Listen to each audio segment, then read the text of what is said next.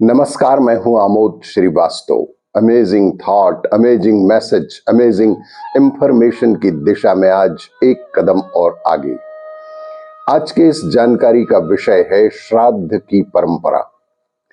आपको ये मेरा वीडियो अच्छा लगे तो लाइक करें, शेयर करें और लाल बटन दबाकर सब्सक्राइब अवश्य करें। साथ ही बेल आइकन दबाना बिल्कुल ना भूलें। आज के इस जानकारी का विषय है श्राद्ध की परंपरा। सबसे पहले किसने किया था श्राद्ध और कैसे शुरू हुई थी ये परंपरा? श्राद्ध के बारे में अनेक धर्म ग्रंथों में कई बातें बताई गई हैं।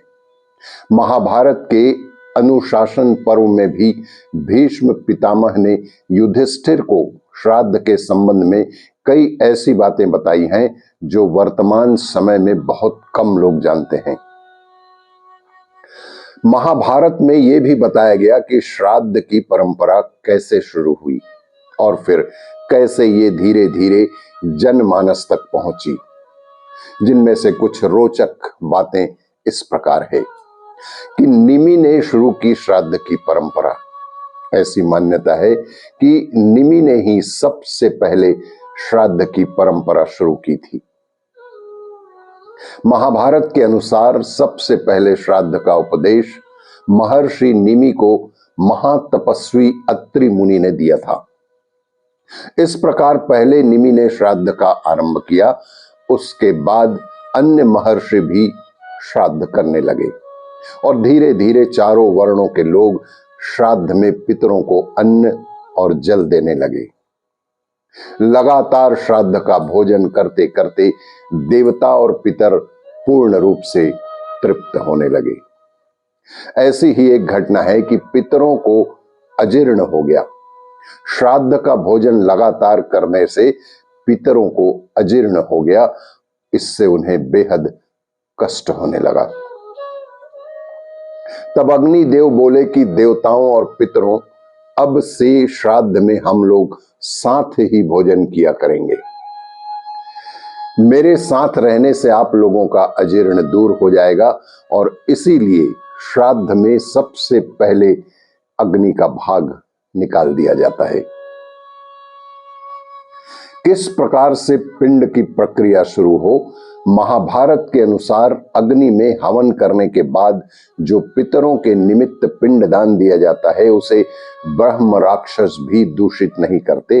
श्राद्ध में अग्नि देव को उपस्थित देखकर राक्षस वहां से भाग जाते हैं और सबसे पहले पिता को, उनके बाद दादा को, उसके बाद परदादा को पिंड देना चाहिए।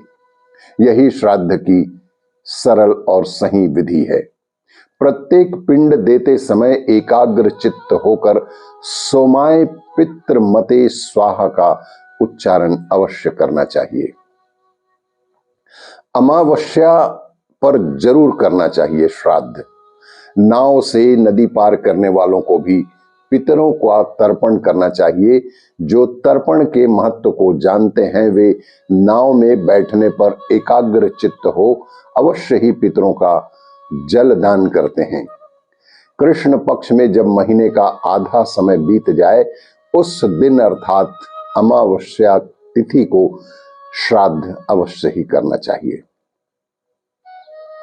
महाभारत के अनुसार श्राद्ध में जो 3 पिंडों का विधान है उनमें से पहला जल में डाल देना चाहिए, दूसरा पिंड श्राद्ध कर्ता की पत्नी को खिला देना चाहिए और तीसरे पिंड की अग्नि में छोड़ देना चाहिए। यही श्राद्ध का विधान है। जो इसका पालन करता है उसके पितर सदा प्रसन्न चित्त और संतुष्ट रहते हैं, जिसके फल स्वरूप उनका जीवन सुखमय और शांतिपूर्ण ढंग से व्यतीत होता है।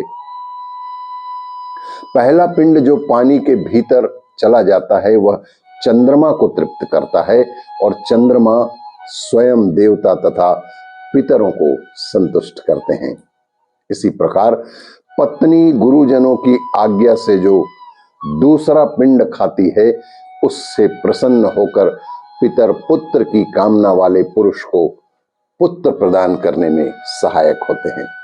और तीसरा पिंड अग्नि में डाला जाता है। उससे तृप्त होकर पितर मनुष्य की संपूर्ण कामनाएं पूर्ण करते हैं। आपको ये मेरा वीडियो अच्छा लगे तो लाइक करें, शेयर करें और सब्सक्राइब अवश्य करें। धन्यवाद।